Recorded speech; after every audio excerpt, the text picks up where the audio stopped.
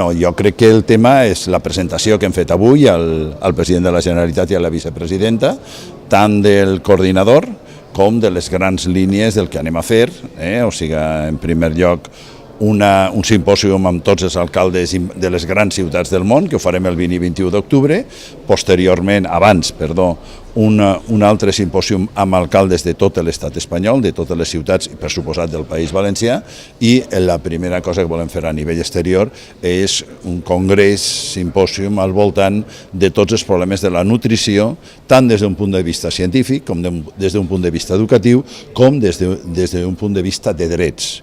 El dret a la bona alimentació pensem que és un dret que hem de treballar per a que sigui un dret fonamental.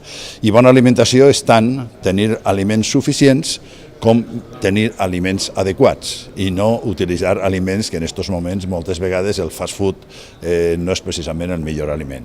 Després farem una sèrie de comissions sectorials a nivell de producció, agricultura, de comercialització, mercats, etc., de nutrició, tot el món concretament de consum i també de sanitat i d'educació per a llançar-ho també als col·legis. Jo crec que són els 4 elements fonamentals. Nosaltres en aquests moments hem plantejat uns 400.000 euros en el pressupost del 2017, però tenim clar que és un pressupost obert. També volem deixar clar que hi ha comissions també a nivell social i a nivell econòmic on treballarem també amb elements d'esponsorització, sens dubte. Però en principi volem fer una cosa reduïda.